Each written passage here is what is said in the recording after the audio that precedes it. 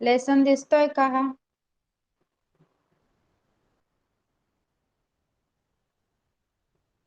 Screen दिसते का? चला पटापट चॅट बॉक्स मध्ये रिप्लाय द्या. स्क्रीन दिसते का?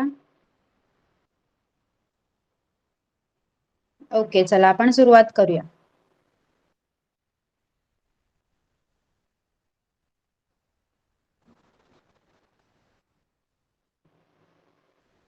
Okay, now today in this session we are going to learn about your history's ninth lesson, Ancient Kingdom of South.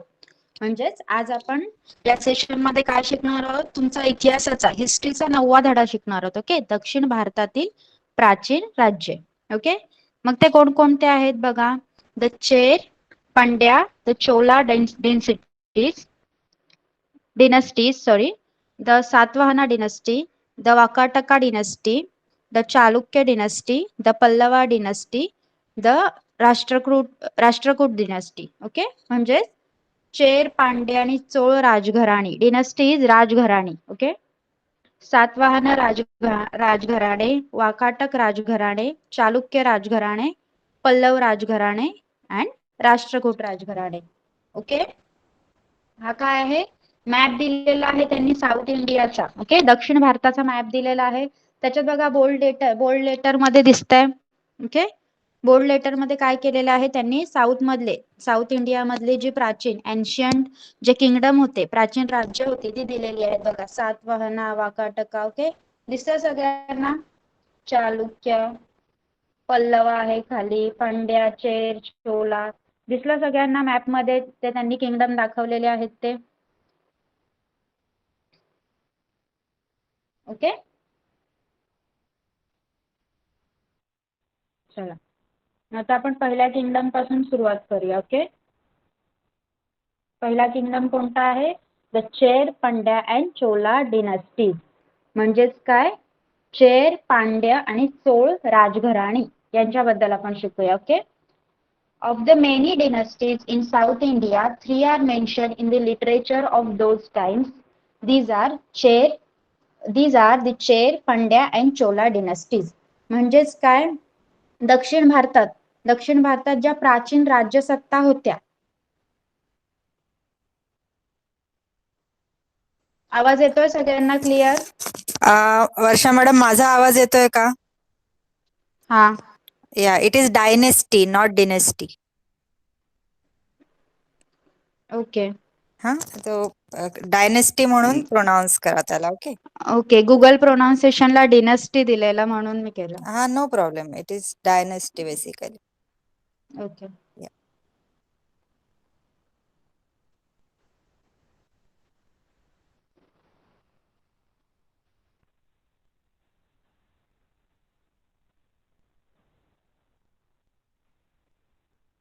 Okay, चला. Of the many dynasties in South India, three are mentioned in the literature of those times. These are the Chair, Pandya and Chola dynasties. Okay, म्हणजेच काय?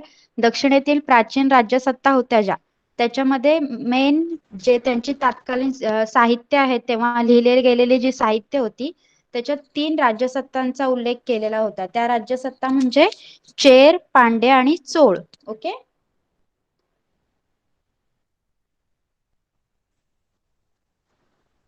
these dynasties were in power around the 4th century BCE or even before that. म्हणजेच काय? या राज्यसत्ता या इसवी सना पूर्वीच्या 4थ्या शतकात किंवा त्याही पूर्वीपासून अस्तित्वात होत्या. इसवी सन पूर्वीच्या 4थं शतक किंवा त्या 4थ्या शतकाच्या आधीपासूनही त्या अस्तित्वात होत्या. ओके, समजलंय सगळ्यांना? कळतंय सगळ्यांना? ओके, चला आपण कंटिन्यू करूया.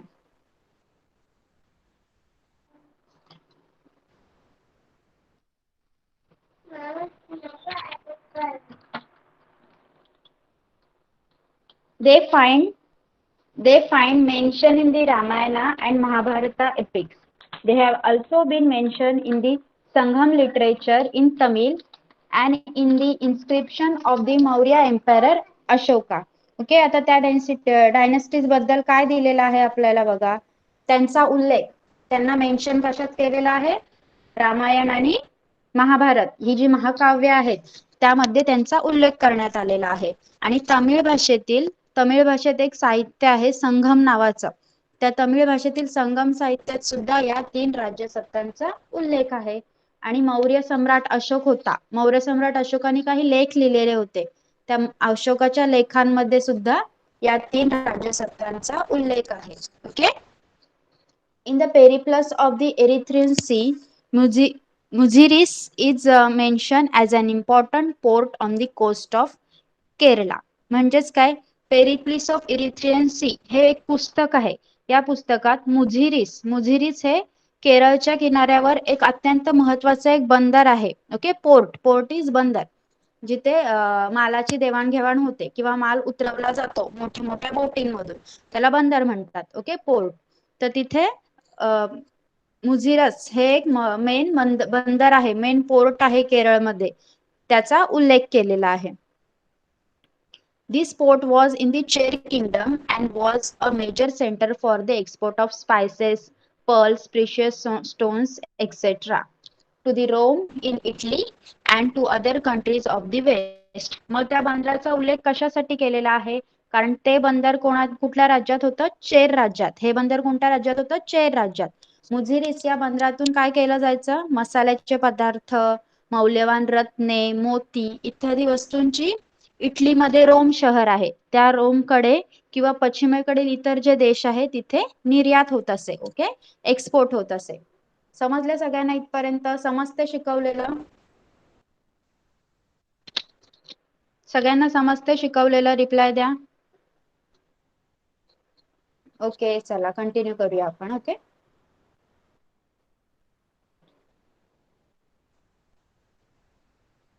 The Pandya kingdom was a part of today's Tamil Nadu. There was a great demand for their high quality pearls. Okay. मग आता चेर बद्दल झालं. आता चेर राज्याबद्दल झालं. आता कशाबद्दल शिकायचं आपल्याला?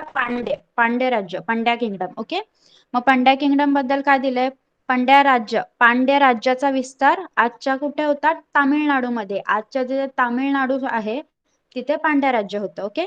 तेथील उत्कृष्ट दर्जाचे मोती, तिथे काय व्हायचं? मोती निर्माण व्हायचे. तिथे मोत्यांचं उत्पादन केलं जायचं. मग त्या मोत्यांना खूप मोठ्या प्रमाणात मागणी होती. ओके.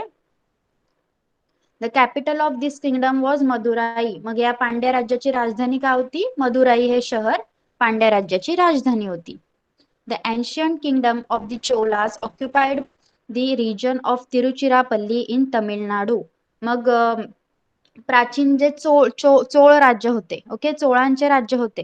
त्यांनी काय कुठला प्रदेश त्यांचं चोळांचं राज्य कोणत्या प्रदेशात होतं? तर तिरुचिरापल्लीच्या आसपासच्या परिसरात होतं. ओके. सगळ्यांना समजलंय? Okay.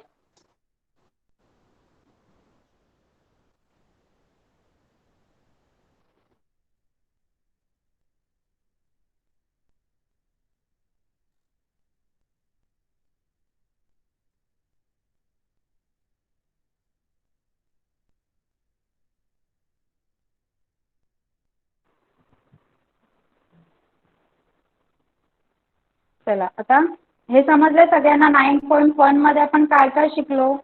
Okay. The Chera, Pandya and Chola dynasties म्हणजे काय काय? चेर, पांड्या आणि चोळ राजघराणी. हे सगळ्यांना समजलंय का? रिप्लाय द चॅट बॉक्स मध्ये. 9.1 इज क्लिअर? काही डाऊट आहे त्याच्यात तुम्हाला? काही डाऊट असेल तर विचारू शकता 9.1 मध्ये. ओके. चला कंटिन्यू करूया आपण. Okay.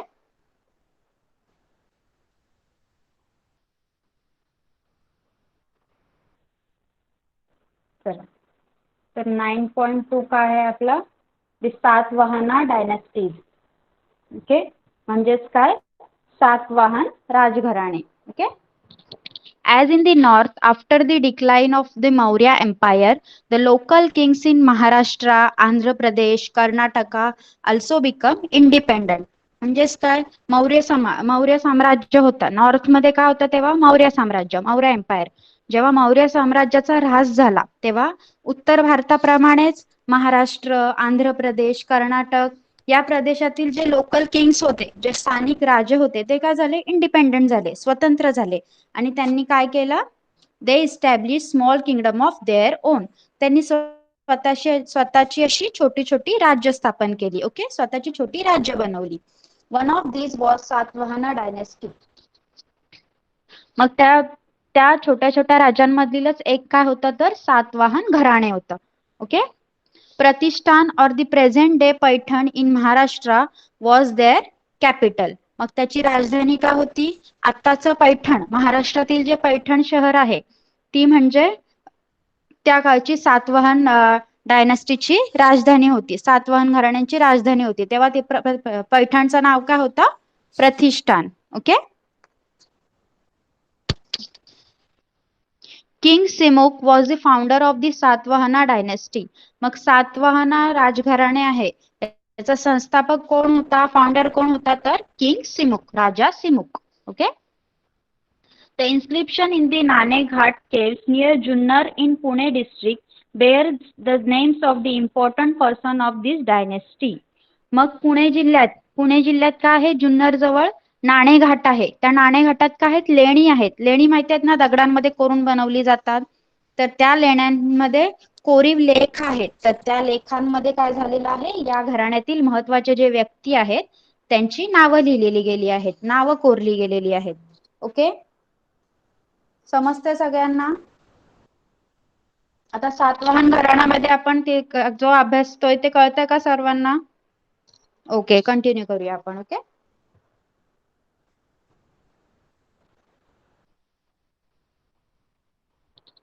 Some of the Satvahana kings were known to write their mother's name before their own. For example, Gautami पुत्र सतकर्णी. तर म्हणजेच काय, सातवाहन घराण्यातील काही राजे होते, ते काय करायचे, त्यांच्या नावाआधी त्यांच्या आईचं नाव लावायचे. म्हणजेच त्यांनी एक्झाम्पल काय दिले, उदाहरण काय दिले, गौतमी पुत्र Satakarni. Okay. One of the Satvahana kings, Gautamiputra Satakarni, is particularly well known. मग या सातवाहन घराण्यातील गौतमीपुत्र सातकर्णी हा राजा आहे, तो विशेष प्रसिद्ध आहे. Okay. A stone inscription in the cave at Nashik describe his deeds of valor. मग सातवाहन घराण्यातील हा जो राजा होता, गौतमीपुत्र सातकर्णी, याच्या पराक्रमाचे वर्णन नाशिक येथे लेण्या आहेत, त्याच्यामध्ये कोरीव लेख आहेत, त्यामध्ये त्याच्या पराक्रमाचं वर्णन केलेलं आहे. Okay. He had defeated the Shaka king Nahapana. म्हणजेच त्याने काय, शक राजा नहपान होता, त्याचा त्याने पराभव केलेला होता. Okay. He is describe as Trisamudra Toyapita Vahana. Toya means water. The title means one whose horses have drunk the water of three seas. Okay. मग हा जो राजा होता गौतमीपुत्र सातकर्णी, त्याचा उल्लेख त्या नाशिकमध्ये जे लेख लिहिलेले आहेत तिथे काय म्हणून केला जायचा, त्रिसमुद्र तोय पित वाहन. म्हणजेच काय, तोय म्हणजे पाणी आणि घोडे हे या राजाचे वाहन होतं. ओके. मग ज्याच्या घोड्यांनी 3 समुद्रांचे पाणी पिलेले आहे, असा राजा तो. ओके. तो म्हणजे कोण होता, गौतमीपुत्र सातकर्णी. मग ते 3 समुद्र कोणते होते, the 3 seas are the Arabian sea, the bay of Bengal and the Indian ocean. During his reign the empire of the Satavahanas extended from the river Narmada in north to the Tungabhadra river in the south. म्हणजेच काय, हा 3 समुद्र कोणते त्यांनी mention केलेले आहेत, अरबी समुद्र, बंगालचा उपसागर आणि हिंदी महासागर. त्याच्या काळात काय झालेलं, सातवाहनांचे साम्राज्य हे उत्तरेकडे नर्मदा नदी आहे, त्या नदीपासून ते दक्षिणेकडील तुंगभद्रा नदीपर्यंत पसरलेले होते. Okay.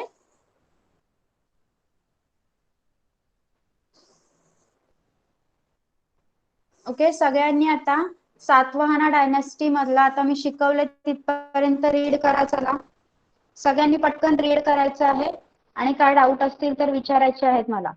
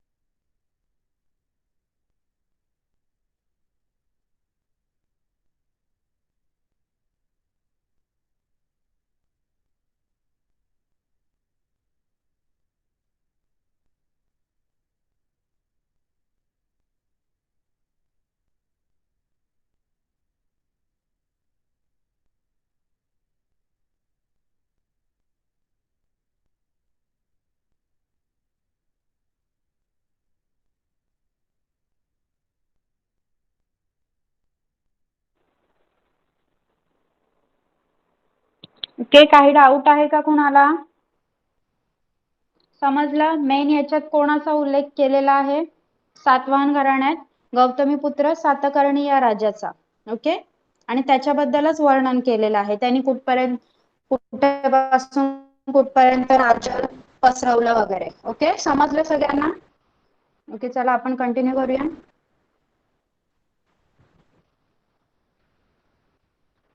The famous poetic work Gatha Saptashati in Maharashtri, a Prakrit language, was composed by the Satvahana king Hala.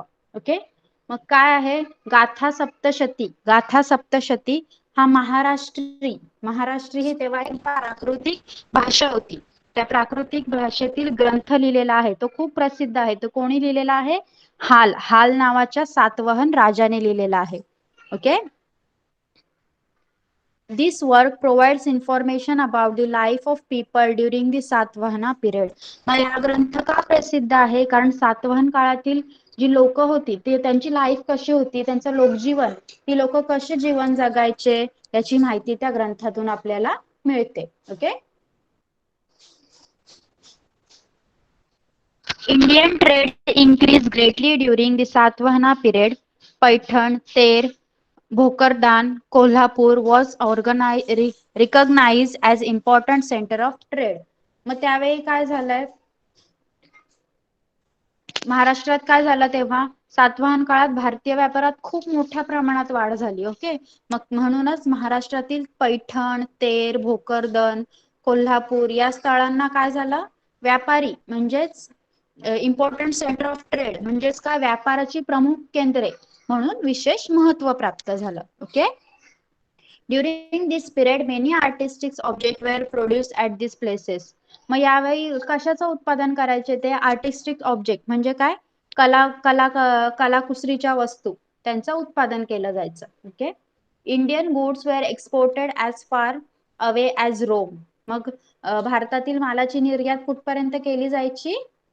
Rome पर्यंत केली जायची. Okay, some of the Satvahana coins carry images of sheep. The cave sculptures at Ajanta, Nashik, Karla, Bhaje, Kanheri, Junnari in Maharashtra were carved during the Satvahana period. मग काय झालं? Satavahana period मध्ये काय झाला? व्यापार वाढला. ओके, मग त्या व्यापारात नाणी वापरली जायची. त्या नाण्यांवर जहाजाच्या प्रतिमा कोरलेल्या होत्या. मग महाराष्ट्रातील अजिंठा, नाशिक, कार्ले, भाजे, कान्हेरी, जुन्नर येथील ज्या लेण्या आहेत त्या लेण्या कोणाच्या काळात खोदलेल्या आहेत? कोणी बनवलेल्या आहेत? सातवाहन राजांनी बनवलेल्या आहेत. बघा इथे इमेज दिसते, कारल्याची इमेज आहे बघा. ओके, लेणी आहेत ती सातवाहन राजांनी, म्हणजे किती जुनी आहेत ती विचार करा. समजलं सगळ्यांना? चला,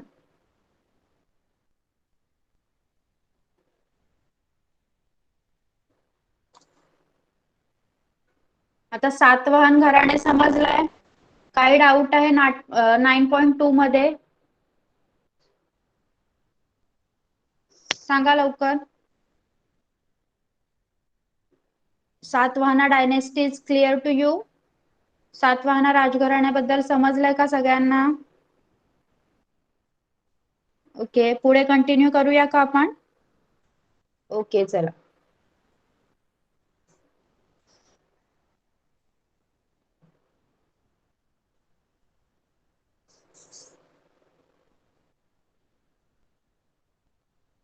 आता काय आहे? 9.3 is the Vakataka dynasty. Okay, the power of the Satavahanas began to weaken by the 3rd century CE. म्हणजेच काय? इसवी सनाच्या 3रा शतक. ओके, 3rd century, 3ऱ्या शतकात काय झालं? सातवाहन राजांची सत्ता संपुष्टात यायला लागली, क्षीण झाली, म्हणजे त्यांची पॉवर कमी व्हायला लागली, वीक व्हायला लागली. Okay, among the dynasties that emerged after that, the Vakataka was a powerful dynasty. मग त्याच्यानंतर कुठला राजघराणा उदयाला आला? वाकाटक हे राजघराणा उदयाला आला. मग हे राजघराणा काय होतं? खूप मोठ्या प्रमाणात सामर्थ्यशाली होतं. ओके, पॉवरफुल होतं. It was founded by the king Vindhyashakti. मग कोणत्या राजांनी वाकाटक राज्याची स्थापना केली, राजघराण्याची स्थापना केली? तर राजा Vindhyashakti. Okay. He was succeeded by Pravarasena first. Okay. आता विंध्यशक्ती नंतर कोण राजा झाला? तर पहिला प्रवरसेन. ओके. पहिला प्रवरसेन हा विंध्यशक्ती नंतर वाकाटक घराण्याचा राजा झाला. After his death the kingdom of Vakatakas got divided. There were two main branches. मग जेव्हा प्रवरसेन राजा झाला त्याच्यानंतर काय झालं? प्रवरसेनाचा जेव्हा मृत्यू झाला, त्याची डेथ झाली, तेव्हा वाकाटक राज्य विभागले गेले. त्याच्या दोन प्रमुख शाखा झाल्या. त्या कोणत्या बघा? The capital of first was Nandivardhan. Okay. Near Nagpur. मग पहिला जे राज्य होतं त्याची राजधानी काय आहे? नंदीवर्धन. हे कुठे आहे? नागपूर जवळ. Okay. And the capital of the other branch was at Vatsagulma. Okay. Vatsagulma which is today's Washim. आत्ताचे जे वाशिम जिल्हा आहे, ओके, तिथे दुसऱ्या शाखेची राजधानी म्हणजे वत्सगुल्म तयार झाली. Okay. Pravarasena first, son of Vindyashakti, extended the Vakataka kingdom in the north up to Malwa and Gujarat and in the south up to Kolhapur. मग जो पहिला प्रवरसेन होता तो विंध्यशक्ती या राजाचा मुलगा होता. त्याने काय केला? वाकाटक राज्याचा विस्तार केला. त्याने कुठपर्यंत वाकाटक राज्याचा विस्तार केला? नॉर्थ मध्ये उत्तरेला माळवा आणि गुजरात आणि साऊथ मध्ये दक्षिणेकडे कोल्हापूर पर्यंत. Okay.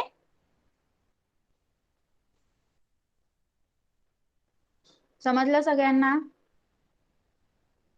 At that time Kolhapur was non as quintal. मग त्या काळी कोल्हापूर कोणत्या नावाने ओळखलं जायचं? कुंतल. कुंतल या नावाने ओळखलं जायचं कोल्हापूर. ओके. समजलं सगळ्यांना? समजतं का? वाकाटक घराण्याबद्दल आपण शिकतोय आता. त्याच्यात प्रवरसेन विंध्यशक्ती राजानंतर प्रवरसेन राजा होता, त्याच्याबद्दल आपण माहिती घेतोय. ओके. चला.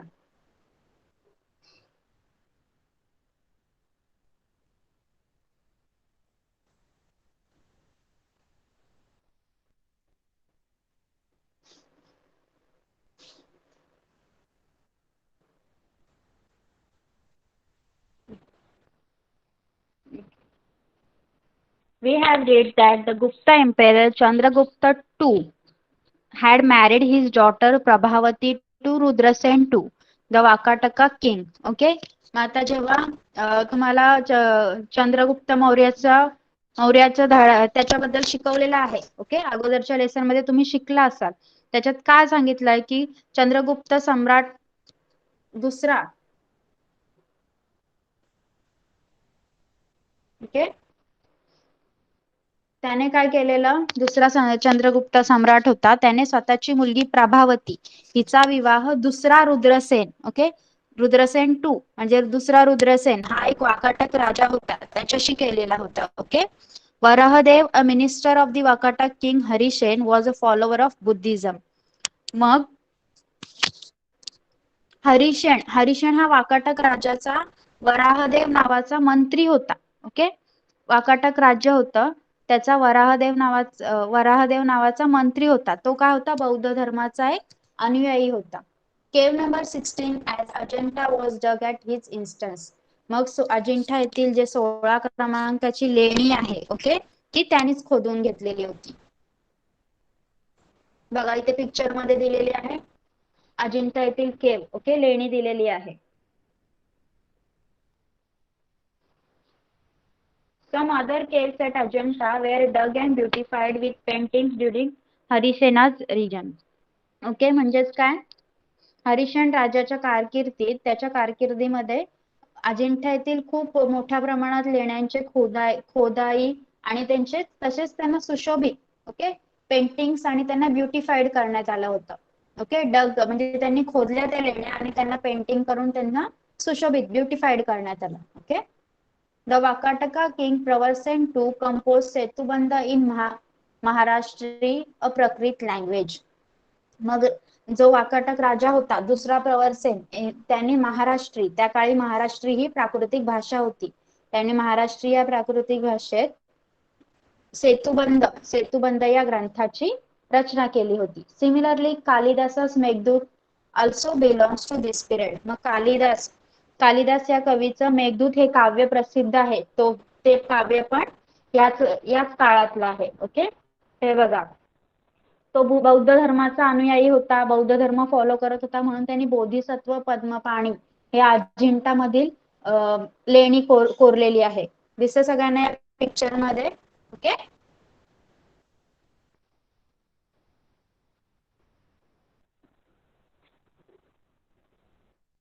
समजलंय सगळ्यांना? वाकाटक राजघराणे समजलंय सगळ्यांना? ओके, चला आपण जरा क्वेश्चन आन्सर घेऊया त्याच्यावर.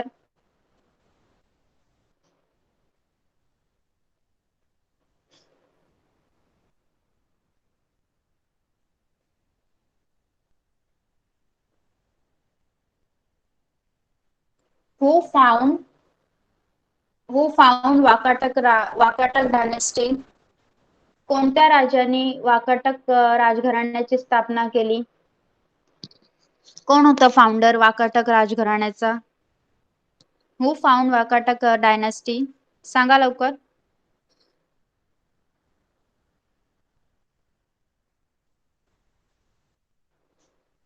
बघा इथे आहे बघा, कोणी वाकाटक राजघराण्याची स्थापना केली, कोण होतं फाउंडर?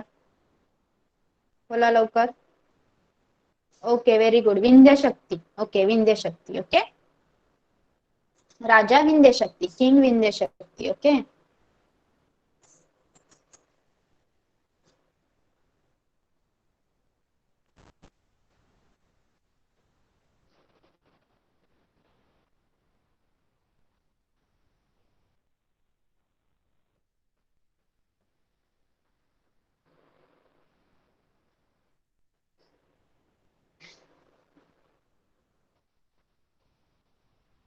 हु कंपोज सेतुबंद? सेतुबंद या ग्रंथाची रचना कोणी केली? Who compose Setubandh in Maharashtri या प्राकृत लँग्वेज मध्ये प्राकृतिक भाषेत सेतुबंद या ग्रंथाची रचना कोणी केली? Okay, very good. प्रवरसेन 2 या वाकाटक राजाने सेतुबंद या ग्रंथाची रचना केली. ओके, चला आपण आता चालुक्य डायनेस्टी कडे जाऊया. ओके, चालुक्य राजघराणे. The Chalukya dynasty in Karnataka was a powerful one. आता चालुक्य राजघराणे कुठे होतं? कर्नाटकाला. त्यांची सत्ता तिथे खूप मोठ्या प्रमाणात होती, पॉवरफुल होती, बलशाली होती. Okay, the kingdoms of Kadamba, Kalachuri and had become powerful after the decline of Vakatakas. मग आता हे सगळे सिक्वेन्स वाईज जात आहेत बघा. आता वाकाटक राजघराण्याचा ऱ्हास झालेला आहे, मग त्याच्यानंतर कुठला राजघराणा आला आहे? चालुक्य. ओके, मग चालुक्य राजघराणा याची सत्ता कुठे होती? कर्नाटकामध्ये. वाकाटकानंतर ज्या सत्ता प्रबळ झाल्या, ओके, त्याच्यामध्ये कोणाकोणाचा समावेश होतो? कदंब, कलचुरी या सर्व सत्तांचा समावेश होतो. Okay, but the Chalukya kings establish their dominance over all of them. मग या ज्या सत्ता वाकाटक राजघराण्याच्या ऱ्हासानंतर कदंब, कलचुरी या सगळ्या सत्ता उदयाला आल्या. ओके, त्यांनी प्रबळ झाल्या, त्या सत्ता पॉवरफुल झाल्या, पण त्या सगळ्यांवर स्वतःचा डॉमिनन्स म्हणजे वर्चस्व कोणी स्थापन केलं? तर चालुक्य राजांनी. ओके, चालुक्य राजांनी तिथे या सर्वांवर स्वतःचं वर्चस्व स्थापन केलं. ओके, चला. Pulakeshi one established the rule of the Chalukya dynasty in the 6th century CE. मग आता राजांची, या घराण्यातील राजांची नावं बघूया आपण. ओके, पहिला पुलकेशी यांनी काय केलं? 6व्या शतकात 6th सेंचुरी मध्ये या चालुक्य घराण्याची स्थापना केली. ओके, चालुक्य घराण्याचा इयर कोणता आहे? 6th century CE. ओके, म्हणजे इसवी सनाच्या 6व्या शतकात. Okay, his capital was Badami which was earlier called Vatapi. Okay, मग त्या कर्नाटकातील ते राज्य बादामी नावाचं राज्य ही चालुक्य राजघराण्याची राजधानी होती. पण त्या बादामीचं प्राचीन नाव दिलेलं आहे त्यांनी, ओल्ड नेम. ओके. अर्लियर त्याला काय बोलायचं, वातापी. त्याला वातापी बोललं जायचं. Okay. The Chalukya king Pulakeshi two had successfully repulse emperor Harshavardhan's invasion. आता बघा, आता पुलकेशी टू, ओके, राजा पुलकेशी दुसरा पुलकेशी ह्याने काय केलं, सम्राट हर्षवर्धन होता, त्याने त्यांच्यावर हल्ला केलेला होता, चालुक्य घराण्यावर आक्रमण केलेलं, त्याचं आक्रमण त्याने परतवून लावलं. The famous temple at Badami, Aihole and Pattadakal were build during the Chalukya period. म्हणजेच काय, बदामी, ऐहोळे आणि पट्टदकल इथे काय होते, इथले टेम्पल्स, मंदिरं आहेत जी, ती आता प्रसिद्ध आहेत खूप, तर ती कोणाच्या काळात बांधलेली गेलेली आहे, चालुक्य राजांच्या काळात. ओके. हे बघा इमेज दिसते, पट्टदकल इथला हे आहे, मंदिर आहे, किती जुनं कन्स्ट्रक्शन आहे बघा. म्हणजे त्यांनी कधी बांधलेलं आहे, इसवी सनाच्या 6व्या शतकात. हे कोणी बांधलेलं आहे, चालुक्य घराण्याच्या राजांनी. ओके. समजला? सांगा मला, 9.4 क्लिअर आहे? चला, चालुक्य घराण्याबद्दल समजलंय का सगळ्यांना? कोणी केली चालुक्य घराण्याची स्थापना, कोणी केली सांगा लवकर. चालुक्य डायनेस्टीज कोण होता, त्याचा फाउंडर कोण आहे, कोणी केली चालुक्य घराण्याची स्थापना?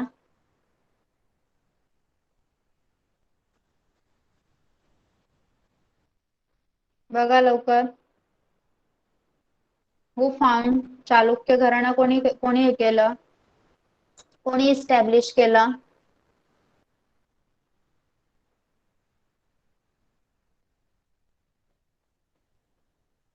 सांगा लवकर.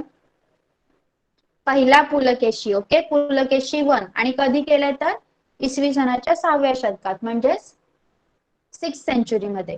Okay.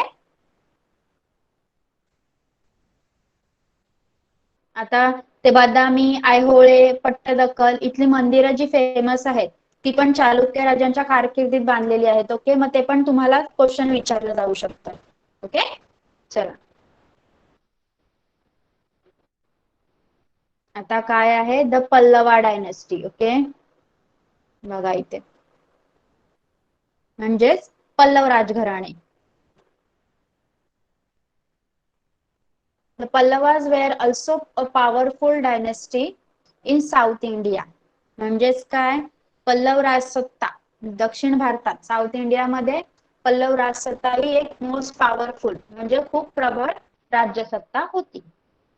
Kanchipuram in Tamil Nadu was their capital. म्हणजेच तमिळनाडूतील कांचीपुरम हे शहर आहे, ती त्यांची काय होती, राजधानी होती. ओके. पल्लव राजघराण्याची.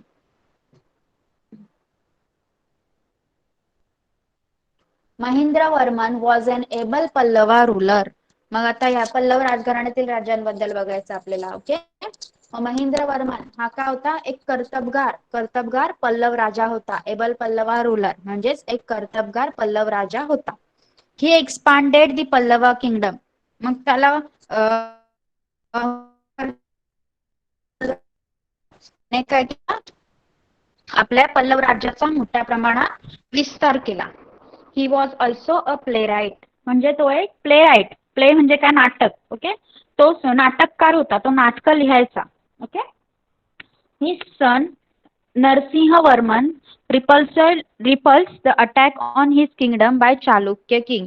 मग महेंद्रवर्मनचा मुलगा होता नरसिंहवर्मन, याने काय केलं, चालुक्य राजा पुलकेशी 2. ओके. जो दुसरा पुलकेशी होता चालुक्य राजा, त्याने ह्यांचं राज्य कोणतं होतं, पल्लव. ओके. पल्लव राजधानीवर, पल्लव राज्यावर आक्रमण केलेलं. मग त्याने, नरसिंहवर्मनने काय केलं, त्याचं आक्रमण परतवून लावलं. Okay. The famous Ratha temples of Mahabalipuram were sculpted during his reign. These temples have been sculpted in single rock. मग जी रथ मंदिरे महाबलीपुरमला काय आहेत, रथ मंदिरे आहेत. ही रथ मंदिरे खूप प्रसिद्ध आहेत. ही खोदून बनवलेली आहेत अखंड पाषाणात. म्हणजे फक्त एका दगडात मोठ्या प्रमाणात खोदून ती मंदिरे बनवलेली आहेत. ती कोणाच्या काळात बनवलेली आहेत? पल्लव राजांच्या. Okay. The Pallavas had a powerful and well equipped navy. मग आता बघा, पल्लव राजांचा काय होतं? आरमार नेव्ही म्हणजे काय? आरमार काय होतं? प्रबळ आणि सुसज्ज. पॉवरफुल म्हणजे पॉवरफुल होतं, प्रबळ होतं. आणि वेल इक्विप म्हणजे सुसज्ज, एकदम नीटनेटकं होतं. Okay. During this period India came in close contact with the countries of south east Asia. मग त्यांच्या काळात काय झालं? भारताचा संबंध कोणाशी यायला लागलेला? South east Asia. South east Asia म्हणजे आग्नेय आशियातील जे देश आहेत त्यांच्या सोबत व्यापार म्हणा किंवा कुठल्या दुसऱ्या गोष्टींनुसार त्या देशांशी जवळचा संबंध यायला लागलेला. Internal and foreign trade flourish. त्याच्यामुळे काय झाला? देशांतर्गत, देशाच्या आतील आणि देशाबाहेरील म्हणजे फॉरेन जो व्यापार होता, ट्रेड म्हणजे काय? व्यापार, तो भरभराटीला आला. फ्लरिश म्हणजे भरभराटीला आला. Yuan Chwang had visited Kanchi and recorded that people of all religions received tolerant and just treatment under the rule of Pallava king.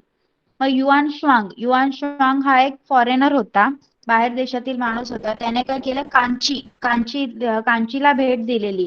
आणि त्याने कांचीला भेट दिल्यानंतर जो लेख लिहिला त्याच्यात त्याने काय लिहिलं की पल्लव राजाच्या राज्यात प्रत्येक सर्व धर्मांच्या लोकांना सहिष्णुतेने आणि न्यायाने म्हणजे सगळ्यांना सेम वागणूक दिली जायची, असं त्याने त्याच्या लेखामध्ये नमूद केलं. ओके, समजलं सगळ्यांना? इथे बघा, महाबलीपुरमचा जो रथ मंदिर आहे ते दिलेलं आहे बघा. ओके. पल्लवा डायनेस्टी समजलंय का? पल्लव राजघराणं समजलंय का सगळ्यांना? सांगा लवकर. ओके, चला.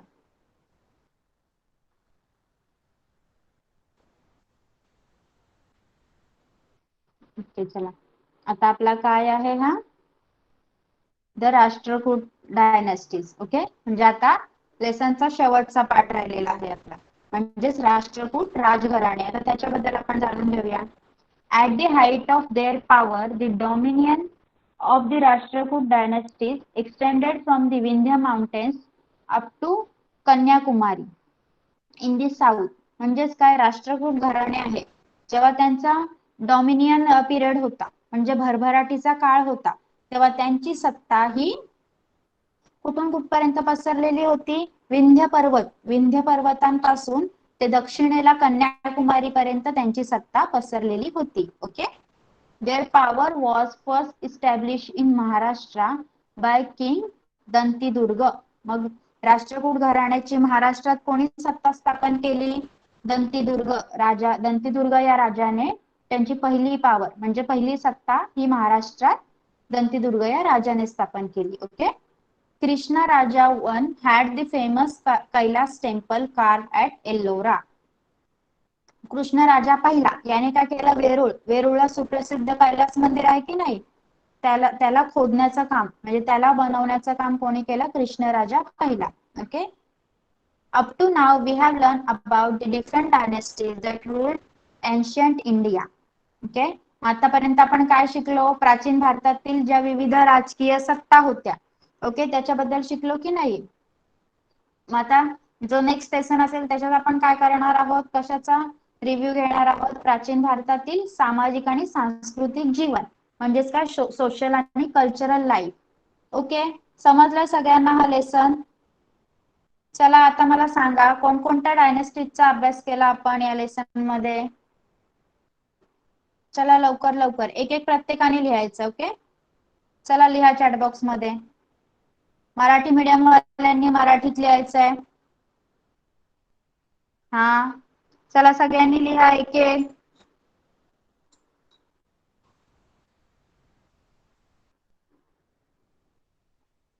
सातवाहन. ओके, सातवाहन. ओके, चला पटापट. राष्ट्रकूट. ओके, पटापट वाकाटक अजून फर्स्ट हा ओके चेर पहिला राजघराणा कोणता होता चेर पांड्या आणि चोळ राजघराणी ओके चेर पांड्या आणि Chola okay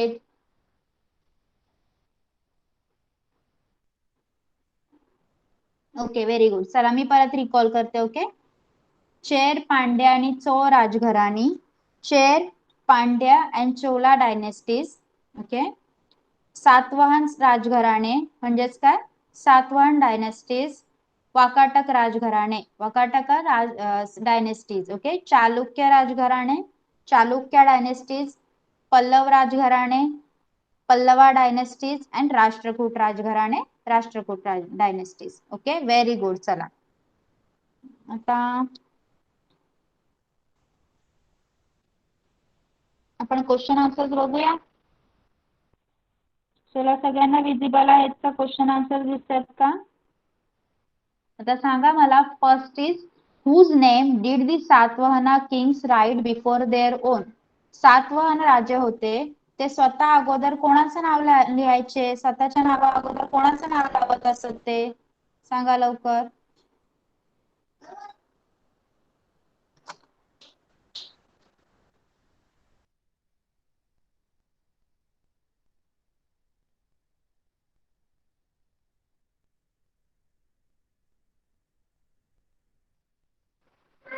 okay very good कोणाचं नाव लावायचे ते त्यांच्या आईचं नाव लावायचे okay their mother's name okay आता सांगा मला कोल्हापूरचे प्राचीन काळातील नाव काय होते the ancient name of Kolhapur काय होतं कोल्हापूरचं नाव ओके कुंतल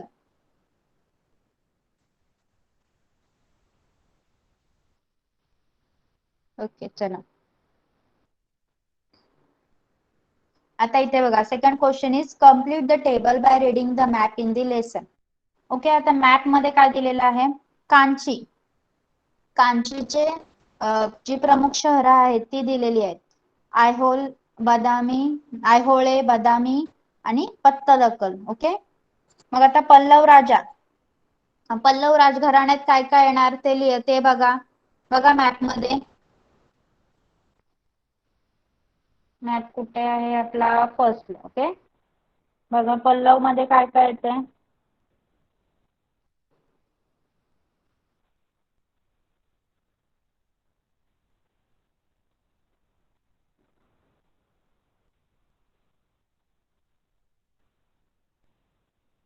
सांगा लवकर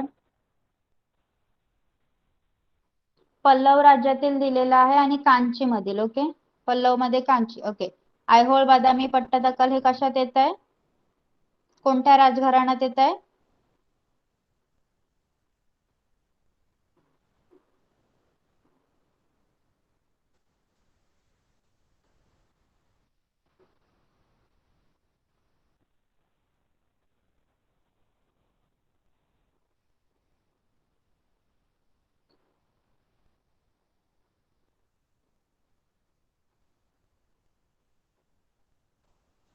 सांगा लवकर आयहोळे बदामी आणि पट्टदकल हे कोणत्या राजघराण्यात येत आहे चालुक्य व्हेरी गुड चालुक्य राजघराण्यात मग आता सातवाहन राजघराण्यातील सांगा सातवाहन राजघराण्यातील शहरे बघा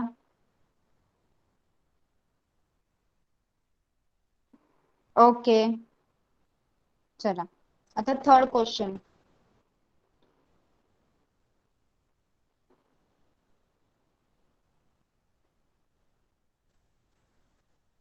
चला बघूया आपण सातवाहन घराण्यातील राज्य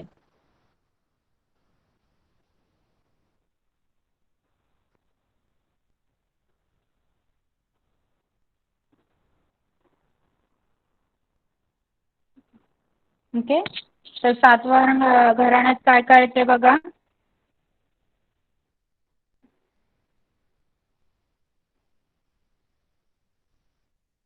ओके महाराष्ट्र आंध्र प्रदेश कर्नाटक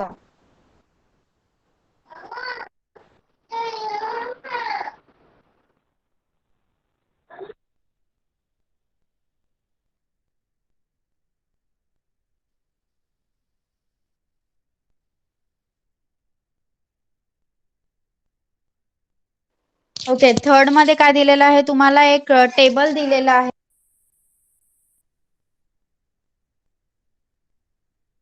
एक टेबल दिलेला आहे राज्यसत्ता आणि राजधानी म्हणजे डायनेस्टीज आणि त्यांचे कॅपिटल. ओके, तो तुम्ही कंप्लीट करायचा आहे होमवर्कला. ओके, आता बघा क्वेश्चन नंबर 5 बघा. Question number 5 one word answer.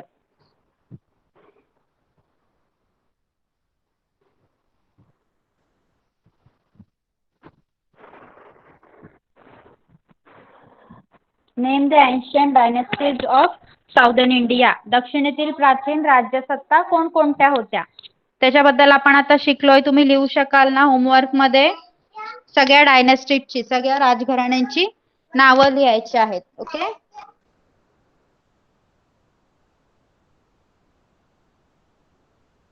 तुम्ही ओके. सेकंड आहे त्याच्यातला after the decline of Maurya empire which local kings became independent. म्हणजे मौर्य साम्राज्याचा ऱ्हास झाल्यानंतर कोणत्या प्रदेशातील स्थानिक राजे स्वतंत्र झाले? आता आपण बघितलं ना, महाराष्ट्र, आंध्र प्रदेश आणि कर्नाटका. ओके, आता ब्रीफ मधला बघा काय काय आहे. Write about achievement of Mahendravarman. Mahendravarman राजाची कामगिरी आपण शिकलो की नाही ते लिहायचं आहे तुम्ही. Okay, what is mean by Trisamudra Toyapita Vahana. म्हणजेच त्रिसमुद्र तोयापीत वाहन म्हणजे काय ते पण मी शिकवलंय तुम्हाला, तुम्ही स्पष्ट करायचं आहे. Okay, what goods were exported from the Muziris port? मुझिरीस केली जायची. ओके, समजलं सगळ्यांना? आजचा लेसन समजलाय सगळ्यांना? काही डाऊट आहे कोणाला? काही डाऊट असेल तर आता विचारू शकता. आपला लेसन पूर्ण झालेला आहे. क्वेश्चन आन्सर समजले?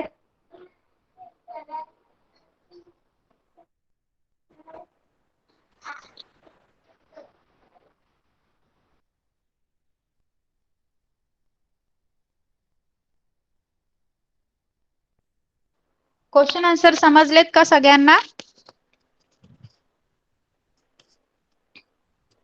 ओके,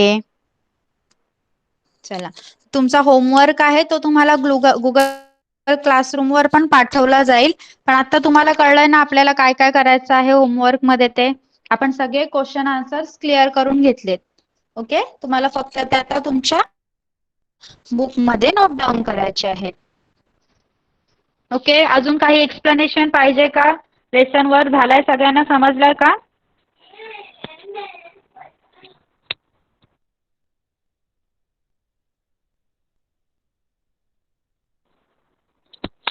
ओके, चला आपण हा आता सेशन इथेच संपूया.